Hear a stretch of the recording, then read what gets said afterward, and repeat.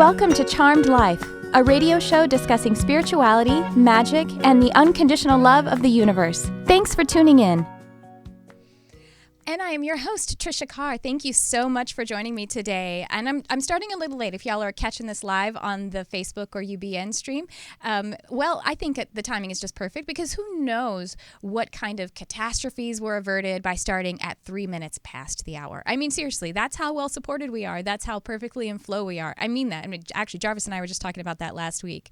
If you get a little frustrated about your day, you're going along, you're like, oh man, Jarvis was telling me a story about how he showed up for work and turned out he didn't need to be there that day after all. And he was really frustrated. But then he got to connect with this homeless person and was actually able to give him some money. And I was like, yeah, but just think about it also. What if you somehow, when you got up to that red light on the way to work that day, you stopped someone else from running it and then hurting someone? We just have no idea. And all of that infinite support, I believe it is so true. It is how precarious and delicate and beautiful and supported this experience is.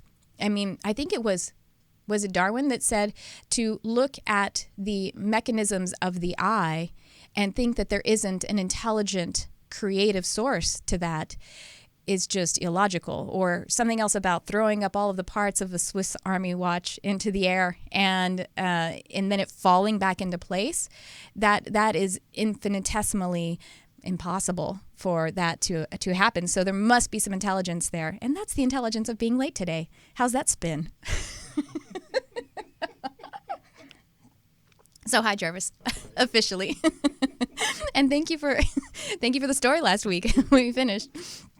But truly, I want to tell you that we are broadcasting live from the Universal Broadcasting Network studios in Hollywood, California. And if it's your first time joining, well, thank you so very much for being here.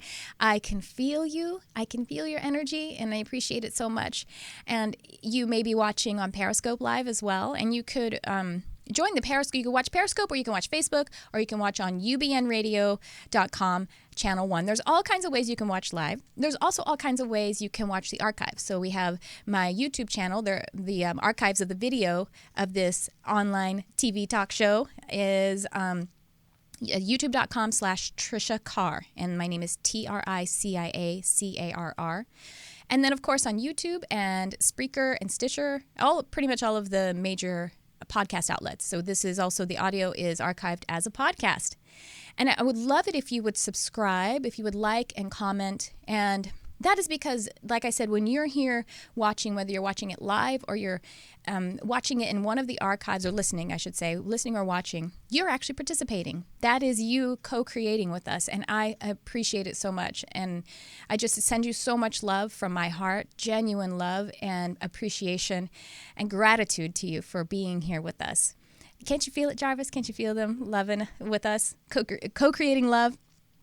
And so actually on my YouTube channel, I'm posting a lot of different kinds of videos too. So actually, I keep, Jarvis can be a little shy sometimes, I think. He's not really a shy person.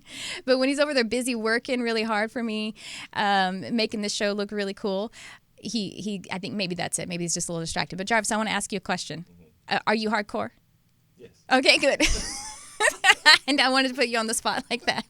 All right. So if you're hardcore too, go to my YouTube channel, youtube.com/Tricia Carr, because I'm posting other videos up there that are, I mean, maybe they're hardcore, maybe they're softcore.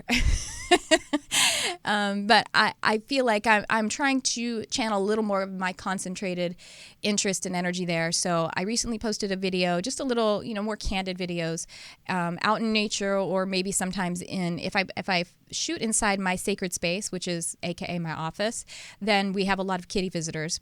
And so I just put up one video, and I'm talking about animals and whether or not they see their human guardians as their parents. You know how people, we say, we call ourselves mommy and daddy to animals. And I've had people ask me that, like, is that real? Do the animals really see us as their parents, or is that offensive? And then, sometimes people are complaining, like, stop calling your animals your children. That's gross.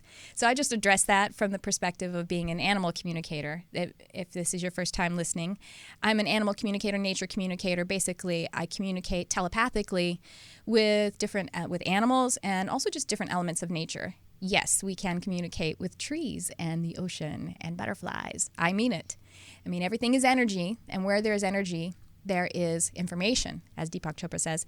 And information is essentially consciousness, is, the essence of a being. Energy is the essence of being. And anyway, so in that video where I'm talking about whether or not animals see us as our parents, as their parents, Franzi, my kitty cat, he decides to just upstage me. I'm just going to say it. He just upstaged me. He stole the show, and it could not have been more precious. Anyway, I also talk about in a recent video whether you can trust what you're seeing in your clairvoyance or whether it is your imagination, because I hear that question a lot. So anyway, and feel free to submit me some questions. You can do it on any of the feeds, any of the ways that you want to comment, or on my Facebook page or Twitter, or just email me. And you could go to my website and find my email address just right up there. So anyway, I would love to tell you guys about an upcoming class that I have. And it is actually about telepathy. So I was just saying, you can connect with, this is not something just only I do. We all actually do it all the time. We are telepathic, and we do it even if we aren't conscious of it, but we do communicate vibrationally. That, not with just our words, not just with physical cues. Everyone is telepathic. However, we are not in the habit of using it consciously just because of our social conditioning. And so I'm doing it's a mini class that is just self-paced. You just basically download it. And you can, rewatch it and all that kind of stuff. And it's just to open up the conversation, open up our awareness to this very natural first language of ours. And so I haven't posted, the class isn't ready yet. It's going to be ready in about 10 days, 2 weeks maybe. But I'm going to do some kind of special deal. It's already going to be a really, really low price. It's just going to be up all the time. But I'm going to do a special price to the first 20 people who email me about it, or the first 20 who actually sign up for it. So if you email me about it, I will send you a PayPal link at a very reduced price. I'm going to say the price is something ridiculous, like $20 or less. You know what I mean? So just, email me. Go to my website. There's a contact form that you can fill out. And you can do that to, chat with me in any way, to ask me questions that I might handle in a podcast or in a video or here on the air. And so my website is Tricia Carr Charm. And to find the contact page, just triciacarcharm.com/contact. And you could just fill out that little form and it'll go right to me. Well, I think that's all the business I have today. Yeah. Maybe I want to tell you just a hair more about the telepathy course. So it is an introduction to telepathy. And basically, like I said, that telepathy is our first language. And why I think it's important that we look at this with our full consciousness is because we are third density human beings, but we are ascending. We are actually, the vibration of the planet and all of our vibration is raising to a higher frequency. And in a higher frequency density, or even like you could say dimension, even those are two different things, we are going to be doing things that are more efficient. See, we have this process of having something that's non-physical, energetic, and then it becomes something physical. That's how everything works. It all starts with the non-physical or the energy signature, and then we eventually manifest it. But the process is quite slow. And it's slower. This is why we feel very frustrated with things moving in our life, because we have this eternal knowing, this eternal guidance system, this perspective of our higher self, and we know that we should be able to just manifest something like that, And so that's how language is going to, or communication is actually going to segue into as we continue to raise our vibration. Are y'all getting that? So that's why I think it's important to look at something like telepathy. And telepathy, the way I'm teaching it in this course, telepathy, I'm talking about communicating one incarnate being to another incarnate being, as opposed to like mediumship or different kinds of intuitive communication where we're talking with light beings or just our higher self or God. I'm actually talking about literally talking to another person with your mind, and literally talking to an animal with your mind. I cover a little bit about how to communicate with animals and the different perspectives. So I think it's fun. It's fascinating. And I would love it if you guys would check it out whenever it's available, because even if you just check it out and read about it, again, you're contributing your energy and you're co-creating with me. And I love that. I appreciate that. That's why we're here. I'm going to take a sip of water. Excuse me. All right. Well, I want to get to the topic of today. Oh, I have some phone calls already. Okay, then. By the way, before I take this first phone call, if you are listening or watching live, it's 323-524-2599. And so let's take a call before we get into the subject. Hi there. Who's this? Hi, it's Madeline. Madeline. Ooh, beautiful name. How are you today? Thank you. How are you today, honey? I'm doing okay. How are you? I'm wonderful. Thank you. What's going on? Oh, I'm just listening in. It's the first time listening in. Oh, thank you. Thank you. Did you want to talk? Did you have anything on your mind? I don't want to bring you guys down. I'm just having a bit of a rough week. Dear cousin of mine is on the end of life stage. So just listening in and getting some encouragement. Oh, yes, I understand. Yeah, and today I'm actually going to talk about unity and how we are all connected, and as we experience loss, like losing a loved one, just like I was saying at the top of the show, where we're very frustrated with how slowly we manifest things, and that's the reason that losing someone, when someone goes through the death process, it feels untrue. The fact that this person that we love so much, we have this connection with, that they don't exist anymore. And it is untrue. Yeah. It is untrue, and that's why we suffer, because it's not true, but our being is our body has to adjust to their transition to a different state. And I feel you yeah. Visible, yeah. Right. But I feel that, Madeline, you're suffering right now too, because your cousin is suffering. It's hard physically going through that process. Your cousin and your cousin, may I know your cousin's name? It's Carol Ann. And is Carol Ann, is it cancer? Yes, it is. Okay. Know that she's very well supported right now. That when she's experiencing some of the pain, I feel she's going in and out of consciousness. Yes? Is this what's happening?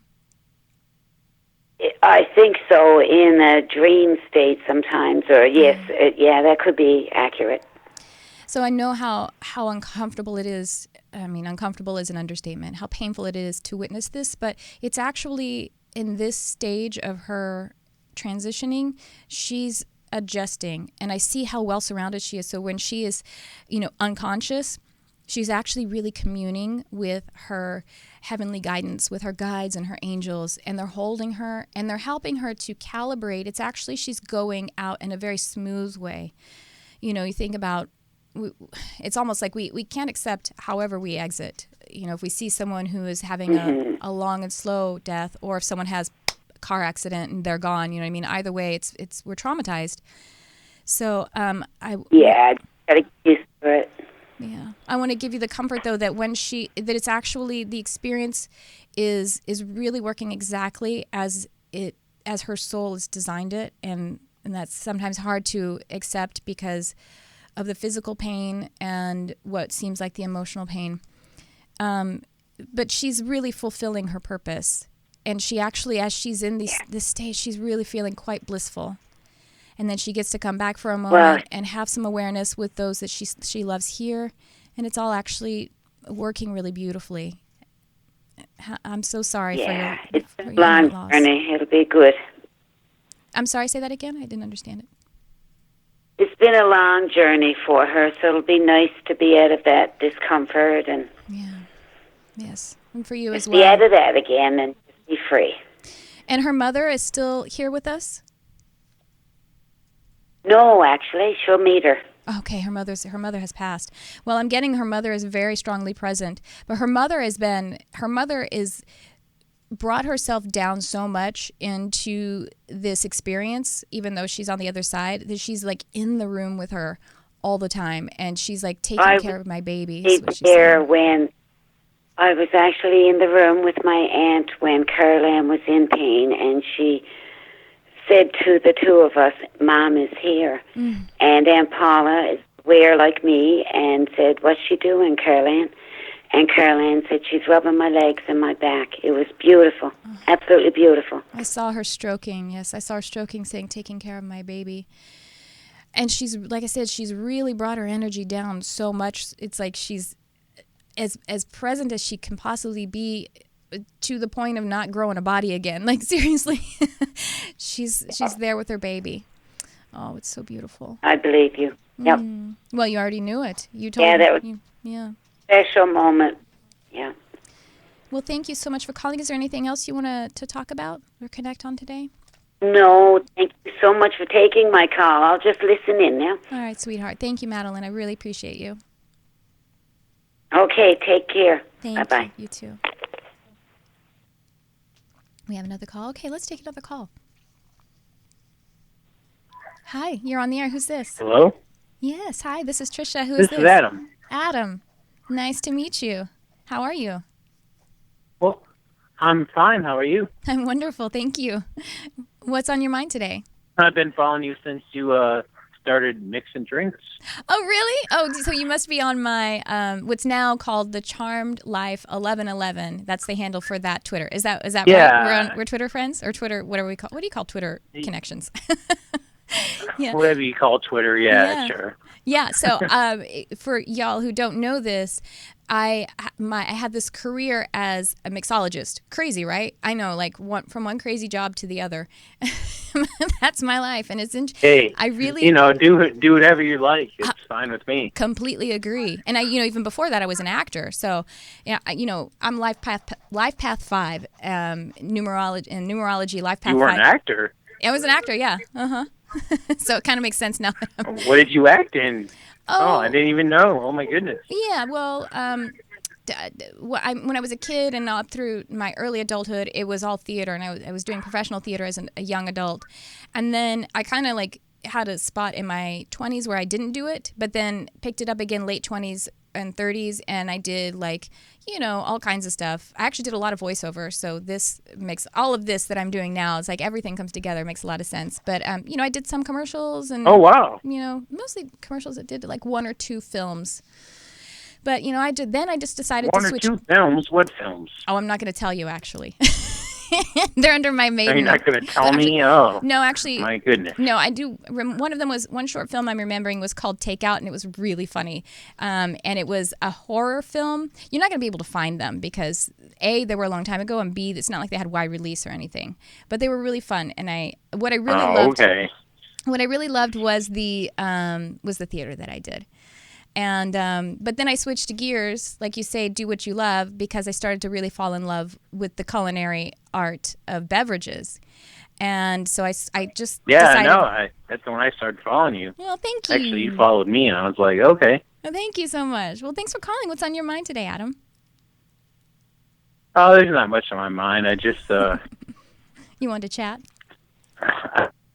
Phone number on your feed. I was like, oh, why don't we try and talk? Well, do you have a question at all, or do you want me to feel into you and see if there's something that we can talk about? I feel into you empathically or psychically, you might say. Empathically, yeah. I don't know. I'm not a happy person. Oh. I can feel some heaviness on your heart. And it actually even feels like a little bit, yeah. I could feel it. Almost feels like it's on your chest, even your physical chest, or like sometimes it feels like it's hard to breathe. A little bit, yeah. Yeah. I kind of come and go. And you have children? No children. My ex-girlfriend had a child, and okay. I loved him very much, but they're gone now. Okay. Yeah, I feel that loss. I feel the loss of the relationship with the child. That's tough, sweetheart. I'm sorry about that. Yeah, I mean, I'm not trying to, spread the misery around or nothing, but No. Damn, I saw, give me a call. Mm-hmm. And, Don't apologize for so I did. Yeah, you don't have to apologize. I'm here with you, and I'm just being here in this moment with you, helping you to own your feelings because they're all valid. And even the ones that we don't want to have, the experiences we don't want to have, the best way to move through them, I believe and I've experienced, is actually to give them your full attention, even if that feels like you're exasperating the pain. You're not actually, you're releasing it. I do feel that you have been starting to, or you're about to start to take care of yourself, give yourself more self-care. It's almost like you kind of gave up. You're like, oh, well, screw this. I'm just going to start taking care of myself. And whether it's giving yourself a moment to actually breathe or to give yourself a little, just like self-care, it feels like you are maybe taking something like that makes you feel a little more in the flow, like taking a walk or giving yourself a treat so far as like maybe some food or something like that. Is this something that you've been thinking about? It'd be nice. Yeah, it'd be nice. That's good. That's a good place to start. I think that's a good place to start. And go ahead and give yourself permission to start finding a way to feel pleasure and to feel the pleasure of being. Because right now I feel like I can feel that loss and the non-presence, so the pain from the past, and you are allowed to move forward. I'm so sorry I can feel how sad you are about that relationship. It's pretty correct, to be honest. Yeah. I can feel that sadness, but I actually feel like you have a lot. You start to take care of yourself a little bit more. And by taking care of yourself, I just mean give yourself space and breath and little pleasures, little things that can lighten your mood. That makes a world of difference, because as you allow yourself to find a way to just feel better in any kind of way, then it's just calibrating all of your vibration, and then you will begin to move forward. You have so much to offer. I feel how much you have to offer, how much love you have to offer another person. You want to connect with them and just give yourself. I do try. Yeah, you're doing a great job. I just want to tell you that, Adam. Yeah. It's very nice of you. What? Sorry, what was that? I said that's very nice of you to say so. Well, I can feel it, sweetheart.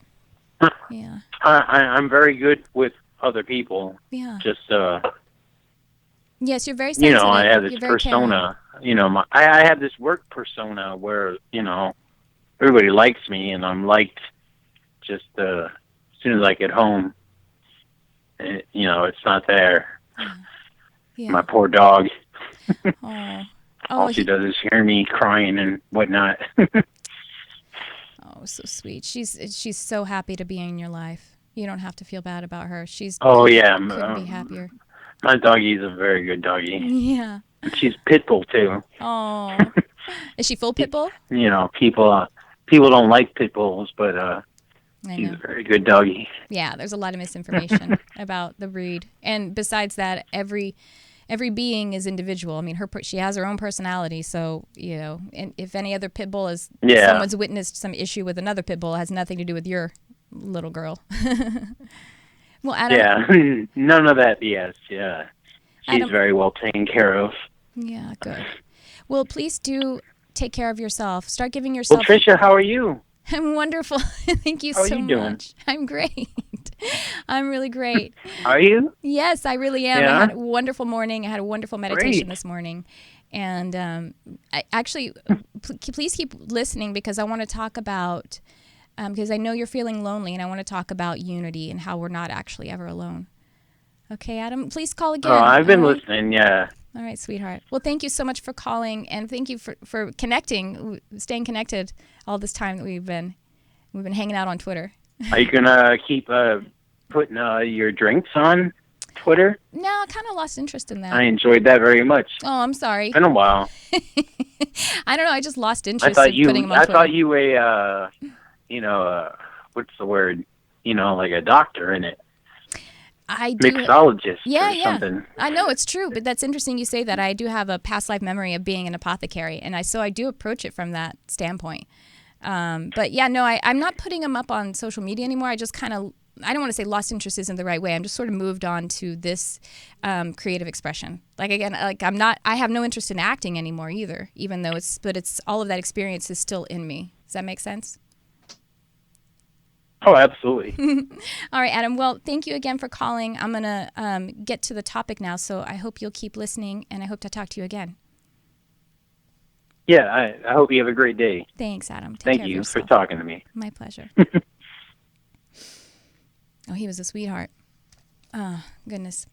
All right, well, I'm going to actually start to talk a little bit about the topic that I was led to speak about today. I actually had this burst into my consciousness about 2 weeks ago, I think it was. And I mean it burst into my consciousness because I woke up and these scripts were just running.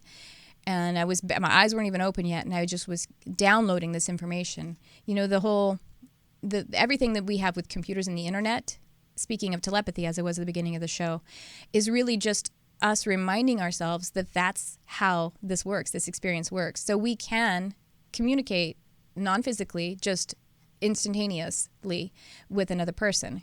And that's what we built the internet and computers to remind ourselves of that. And we actually can receive a download of information from the higher source, you know, God or your higher self or your angels, you know, any and all of that. And so that's what this topic came to me as, in the way that it came to me. And so what I want to talk about is, why do we have free will? See, free will has gotten us humans, the human race, into some trouble, right? Because we have wars, we have innocent people who are harmed by someone else who's just exercising their free will to be able to do that. And, you know, I've heard all my life, we all have heard, and maybe some of us have asked the question, how could a compassionate God allow these horrible things to happen to people who don't deserve it? And the how of the allowance is in the fact that we have free will. The fact that we have free will to do whatever we want to do. And the doing is also people that are in the victim position as well. To be, and I'm not saying this in a way that the victim is to blame, but the victim had free will to be in whatever position that they're in. So it just seems that free will it's risky. It's very, very risky for us to have it because the wrong choices can be made. And, you know, that question of how could a compassionate God allow these horrible things to happen to people that don't deserve it, that's a sensitive person. That's a very empathetic person who asks that question. It's from a place of pain for another. That's what empathy is, you know, is seeing another person or feeling another person suffering and then deciding to take that for ourselves.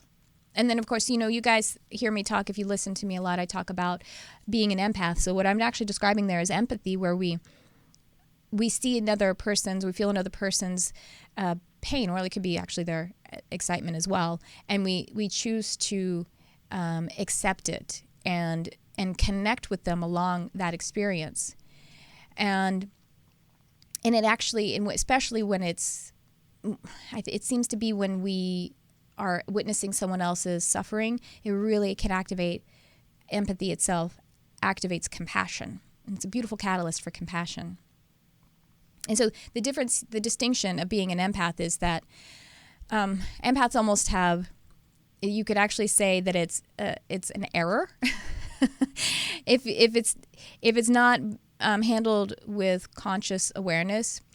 An empath feels another person's emotions and even thinks thoughts of another person, having the genuine experience that it is their own, that it came from them. So it's really difficult to distinguish unless you understand this mechanism and are actively working upon it every day. So, but the thing is, everyone has empathy and has access to empathy.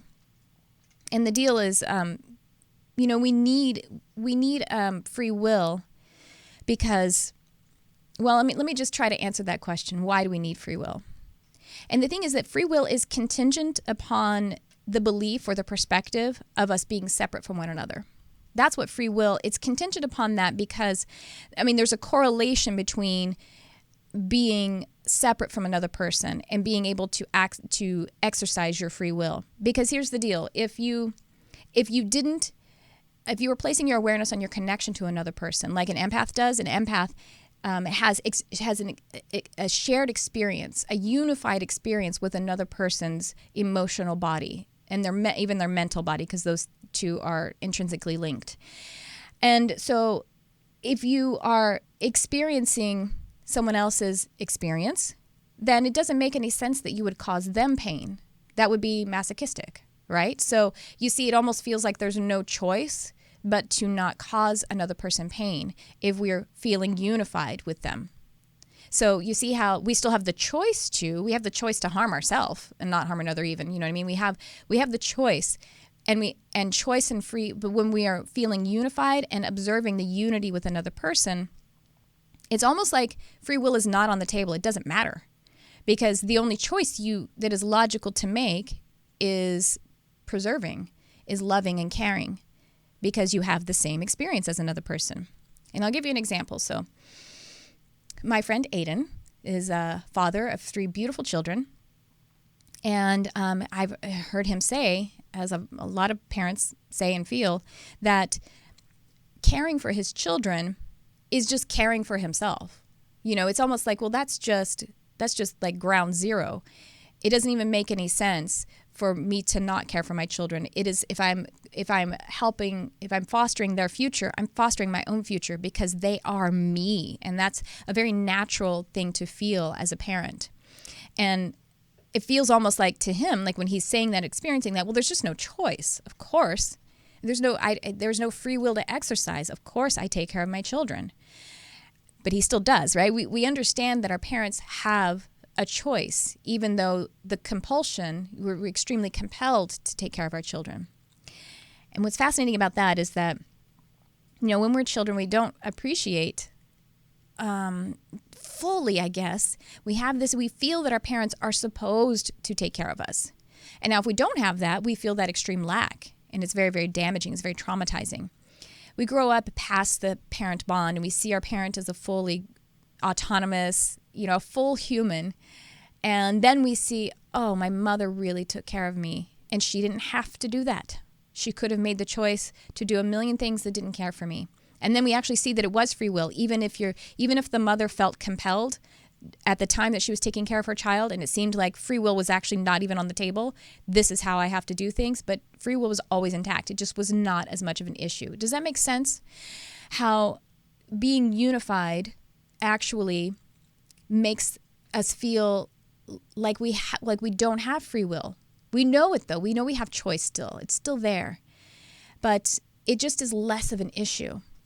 And so the unity consciousness is really the key to being able to be more engaged in empathy and taking care of every single one of us.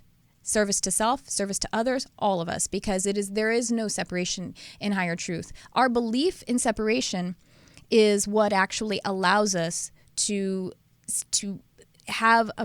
make a free will choice that may not be to the best interest of all concerned, including yourself, because you would likewise not harm yourself and make choices that were poor for yourself if you understood how connected you were to everyone else, because then again, it's the other way around. You're harming another person.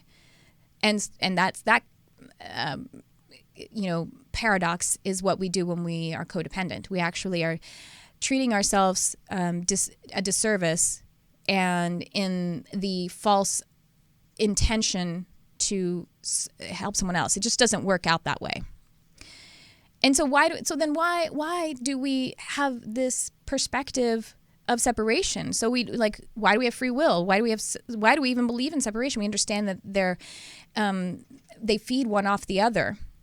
And that is because, well, I've talked about it on the show before, because that preceded the Big Bang as science sees it, or the universe, the all, which is all of us together, the singularity, the cohesion. Before there was two things, there was one thing.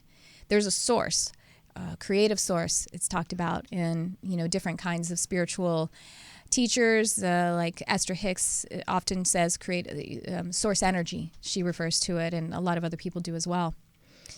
But, we could say God for now. God, in order to better, if you just like all one, there's not any other thought, you don't expand beyond that. In order to be able to expand more and to know yourself better, or to know something better, that you had to create another perspective. And I'll give you a good example. So we know, you hear we use this term devil's advocate when we're having a discussion. Well, I'm going to play devil's advocate. And the reason we play devil's advocate when we're trying to figure something out, whether it's solve a problem or just thoroughly look at a conversation, the devil's advocate position is so that we can have a little more objectivity about the discussion and then be able to flesh out all of the perspectives, right? And I looked it up. So it's called Advocatus Diaboli. I haven't sung in Latin in a long time. It's actually that's Latin for the devil's advocate. The devil's advocate, and it was formerly what it comes from is it was the official position in the Catholic Church where a person argued against the canonization, the sainthood process of a candidate in order to uncover any character flaws or misrepresentation of the evidence which favored the canonization, the sainthood of this deceased person. I think the Catholic Church only calls a person saint after they've passed.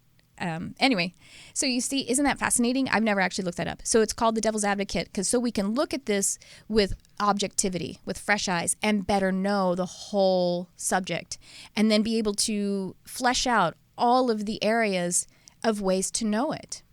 So the devil's advocate is this position of other. So here's the argument and here's the good thing. Let's say that's God. And then here's the other so that we can get even more perspective, more expansion, more knowing of it. And it dawned on me as I looked that up that we humans, we incarnated energy, we are living devil's advocates to God or to the universe. We are literal devil's advocates to the universe. And so that's why we have what we say we have duality. And isn't it better that if you're in a relationship with someone, if you know they have the choice to love you? If they had no choice but to love you, this is why we have that angst with our parents as children, because we're like, well, she's my mom. She's supposed to love me. And it isn't as rewarding, it seems, from that perspective. And like I said, we grow up, we get beyond that, and we say, oh, she didn't have to love me. She could, she still had free will to just leave and not love me. So then we go out into the world and we seek out relationships with partners that are strangers initially, and then we have that experience of them knowing me, getting to know me from the outside in, and choosing to love me and accept me. That's what we're doing. We're choosing to love the universe. And the universe is more gratified by that than if we had no option, if we didn't have the free will or the choice to rediscover the truth of our being, which is that perfect love, that perfect consciousness. And, by not having free will, or let's say by being more unified and taking free will off the table a little bit, because it's just, like, why would I harm another if I am the other? It doesn't mean that we have less autonomy. It doesn't mean that we don't have personality and individual perspective still. You can see how that is with the mother who takes care of her children.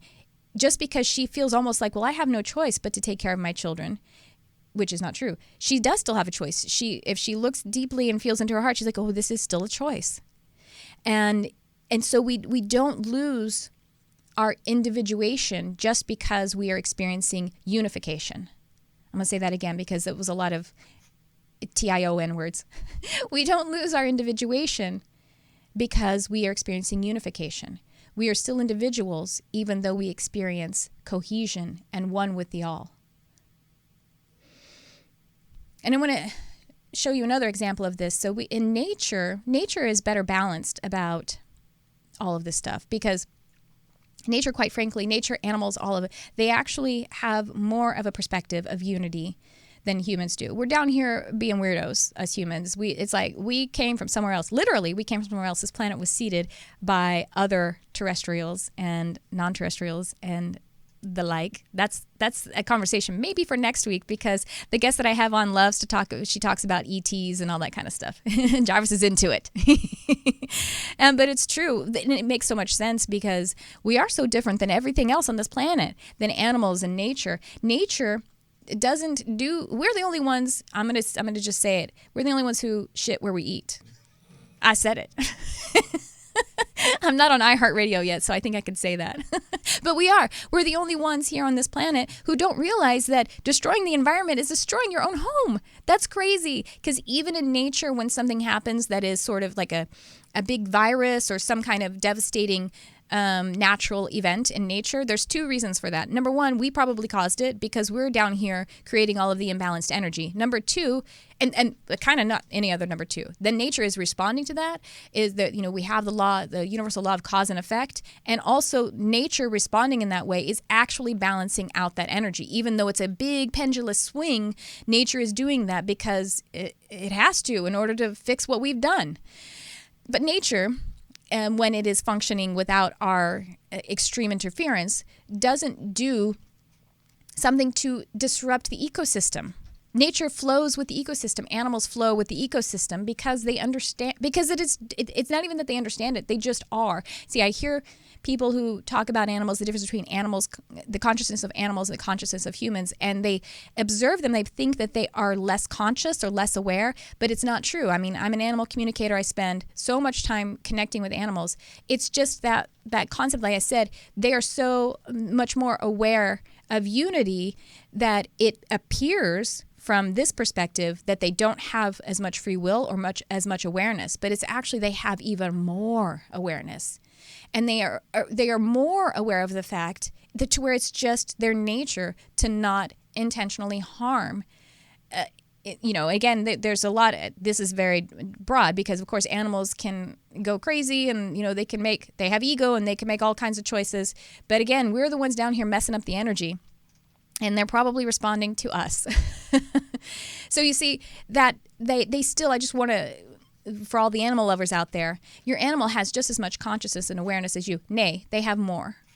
And that's why they are really good at holding that vibration of unity and operating in that that care, that just it's like the mother who feels like she doesn't even have a choice because there's only one clear choice that resonates with her being. And that's what animals and nature hold for us as well. And so source energy, or God, created choice. Choice is basically two options. It's duality. And so source energy created that as a mechanism to explore duality or explore oneself, to be the devil's advocate. So Earth really is just the Earth school, as we call it, and particularly the human experience, because we're so wonky in how our journey is so extreme that we are here as spirits having a physical experience, but we mostly identify as physical experience. And that is the smallest part of our truth, of our higher truth, which is why Madeline, while her cousin is in the death process, it feels so painful because we are so identified with the physical experience. And that's okay. It's wonderful. It's beautiful. Ooh, we have 5 minutes left.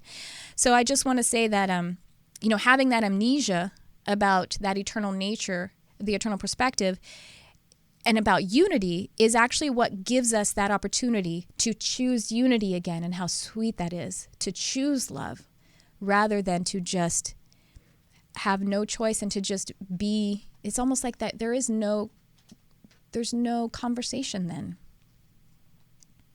I just want to point out one more example about the spectrum of being in the perspective of separation versus unity. Another example is like if a person is exhibiting psychotic behavior because they feel extremely separated. That is the perspective they're observing. And so they are doing things that harm others or harm themselves. It is this feeling of extreme separation. But I just want you to know that that is deep illusion and that we are not alone. And actually, literally, I'm a medium as well. We all have so much support. It's just infinite. You could close your eyes, take a breath right now, and just open your heart to receive love from an angel or a spirit guide, or or Jesus, if you're a Christian, even if you're not a Christian. I'm just saying, like, if that is a way that you can receive perfect love from source energy, from the all, that is available to you right now. Do we have any calls? Should I take a call before we go? Do you think we have time, Jarvis? Okay, cool. We're going to take one call. Hi there. That is available to you right now. Oh, you can turn off your computer? Should I take a call before we go? Thank you, sweetie. Okay, cool. We're going to take one call. Hi there. Who's this? Hi, that is available to you right now. Oh, hello? Do we have any calls? Should I take a call? No, I'm on the line. Can you turn down your computer? I'm on the line. Hi, How do I do that? that is available to you right now. Oh, do we have any calls? Should I take a call? No. Okay, can you turn down your computer, please? Yes. Thank Can you hear me? I can. Did you turn down the Oh, computer? excellent. I'm going to step into the other room. Oh, okay. Because I can totally hear you. Excellent. So I've been getting a ton of downloads recently. I've seen those appearing to me. I've actually seen him appear holographically where he was Krishna and Christ and Stones all in the same vessel. It was kind of oscillating in between. Wow. But the thing that's sticking out to me is I'm having past life memories of walking next to him in the Garden of Eden, studying the human beings. And I've been told in my aura that I've gotten a golden ray and there's a golden hawk encircling me. And I'm wondering if I'm actually one of those ancient ETs, she shot, and if it's okay to resonate and claim that. Absolutely. Listen, y'all, we are all powerful. If we trace our lineage back, there's only God anyway. There's only singularity. And I definitely, if you're having that experience, I'm sorry, what's your name, honey? I didn't hear it. Oh, my name is Josiah. Josiah, beautiful name. Oh, hey, are we friends on Facebook? Yes, we are. Oh, hi, Josiah. Hey, lovely. Hey, did you watch my video recently, Imagination or Clairvoyance? Yes. Okay. Well, it's not your imagination, or it is your imagination because it's the same as your clairvoyance. 100% embrace that. Know that this is what's so beautiful is I was told by Jesus I'm a prophet, and I was like, well, that's crazy. And he's like, yeah, no, it's no big deal either. We're all prophets. He's like, it's a big deal, plus it's not a big deal. So not only embrace it and step into that power, but also you don't have to think it's such a big deal. Like, that's conditioning from the illusion that is coming, the ego of society saying it's ego, it's arrogant to think that or something like that. It is, and it isn't a big deal because, again, with unity being the higher truth, you are Jesus, you are Krishna, we are all one. And I'm out of time, Josiah, but it's so nice to hear your voice and to connect. Thank you for calling, everyone. And Josiah, please call back again. I want to hear more about that golden ray and the hawk and all of that. That's fascinating. And thanks for, even though we're rushing, I can feel it, and I'm getting to access that experience. So I appreciate it. Thank you, Josiah. Talk to you soon. Awesome. Thank you for reaching out. Yeah. Many blessings. Blessings to you as well. Bye-bye. And to the folks that I wasn't able to get to on the line today, we had quite a few callers, and I just want you to know that thank you so much for calling in, and that if you listen back to the show, if you happen to be stepping out, that Source always organizes the messages, whether they're coming through the message that I'm giving or my host is giving when I have a host, or with the other callers. They organize it so that there's gold for all of us, and that's the co-creation process. And I appreciate you so much. Please do call again if you didn't get on the show today. And I am broadcasting every week at 11 a.m., every Sunday at 11 a.m., and you can watch live on my Facebook page, Tricia Carr Charm, that's how you find it, or at ubnradio.com, channel 1. And so until next week, thank you for tuning in. I'm Tricia Carr. I love you, whoever you are.